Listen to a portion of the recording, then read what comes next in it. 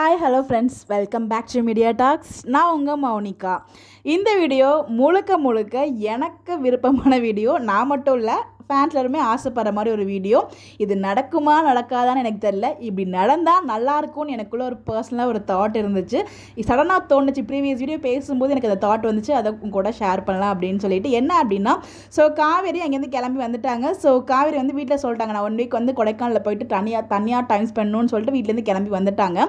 So இங்கே வந்து பார்த்திங்கன்னா நம்ம வெளில வந்து எல்லா உண்மைகளும் சொல்லி விஜய் கூட்டு வந்து இங்கே விஜயும் காவேரியும் அவங்க சேர்த்து வச்சுட்டு அவங்க கிளம்பிடுறாங்க. இப்போ அவங்க 2 பேர் தான் மட்டும் தான் இருக்காங்க. இவங்க டேரெக்டாக எப்படி வந்து பார்த்திங்கன்னா இங்கேருந்து கிளம்பி கண்டிப்பாக விஜய் வீட்டுக்கு அவங்க போக மாட்டாங்க. காவேரி வீட்டில் தான் ஷூட்டிங் போயிட்டு இருக்கு. காவேரி வீட்டில் தான் இருக்காங்க. அதுவுமே நமக்கு வந்து தெரிஞ்சிருச்சு. அதில் எந்த டவுட்டுமே இல்லை. ஸோ நமக்கு இவ்வளோ நாள் கொஞ்சம் கஷ்டம் கொடுத்தாங்க இல்லையா? ஸோ மனதளவு நம்ம நிறைய கஷ்டப்பட்டோம். ஸோ நமக்குள்ள ஒரு ஹாப்பியான அப்டேட்ஸ் இப்போ வந்து தரலாம். அவங்க நினச்சிருந்தாங்கன்னா தரலாம். பட் நினச்சாங்களா இல்லையா நமக்கு தெரில. எபிசோட் பார்க்கும்போது தான் தெரியும். அப்படி என்ன அப்படின்னு பார்த்தீங்கன்னா, ஸோ 1 வீக் அவங்க கொடைக்கானல் போகிறதா அவங்க கிளம்பிட்டாங்க. ஸோ கிளம்புனவங்க காவேரி மட்டும் போகாமல் ஸோ வீக்காவாக சேர்ந்து கொடைக்கானல் போயிட்டு ஸோ தனியாக டைம் ஸ்பெண்ட் பண்ணிட்டு வந்தால் என்ன அப்படின்னு சொல்லிட்டு எனக்குள்ள ஒரு ஆசை இருந்துச்சு. ஏன்னா எப்படியும் வந்து காவேரி வீட்டுக்கு போயிட்டு அங்கே 2 பேரும் சேர்ந்து இருக்க முடியாது. அவங்களோட டைம் ஸ்பெண்ட் பண்ண முடியாது. பிகாஸ் ஒவ்வொன்றுக்கும் அவங்க அம்மாவுக்கு ரீசன் சொல்லியே ஆகணும். ஸோ இப்போ அங்கே தனியாக 1 வீக் இருக்குங்கிறப்ப அந்த 1 வீக் டைமை விஜய் கூட ஸ்பெண்ட் பண்ணால் எப்படி இருக்கும்? ஃபேன்ஸ்லாம் எவ்வளோ ஹாப்பியாக இருப்பாங்க. ஸோ நினைக்கவே அவ்வளோ சந்தோஷமாக இருக்குது. பட் அது டீம் பிளான் பண்ணால் நல்லாயிருக்கும். இதுக்கப்புறம் புதுசாக பர்மிஷனும் அவங்க வாங்க தேவையில்லை. ஸோ அதே காரில் இப்போ ஆல்ரெடி விஜய் காரில் தான் வந்திருக்காரு. அந்த கார்லேயே அப்படியே கொடைக்கானல் போயிட்டு அங்கே அழகாக டைம் ஸ்பெண்ட் பண்ணிட்டு திரும்பி வந்தால் எவ்வளோ நல்லா இருக்கும்ல. நல்லா தான் இருக்கும். பட் நடக்குமா தெரியலையே.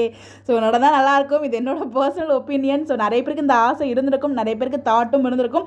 பட் எனக்கு டக்குன்னு ஸ்ட்ரைட் ஆச்சுங்க. நம்ம யார்கிட்டையும் பெர்மிஷன் கேட்க தேவையில்லை. நம்ம ஸ்ட்ரைட்டாக போய் 1 வீக் என்ஜாய் பண்ணிட்டு வரலாம் அப்படிங்கிற மாதிரி அது தோணுச்சு. பட் டீம் பண்ணதான் நல்லா இருந்திருக்கும்னு நான் ஃபீல் பண்ணுறேன். நீங்கள் என்ன நினைக்கிறீங்க அப்படின்னு சொல்லி கூட அப்படின்னா கமெண்ட்டில் சொல்லுங்கள்.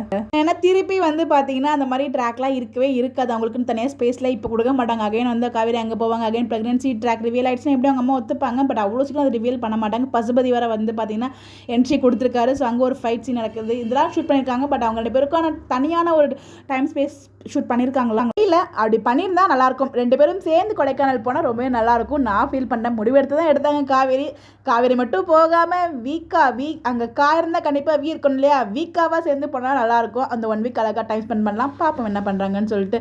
நடக்குமான்னு கேட்டால் நமக்கு கிடைச்ச பீரியட்ஸ் வச்சு வாய்ப்புகள் இல்லை. பட் நடந்தால் நல்லாயிருக்கும் எனக்கு ஃபீல் ஆகுது. உங்களுக்கு என்ன தோணுங்கிறது கமெண்ட்டில் சொல்லுங்கள். Bye by.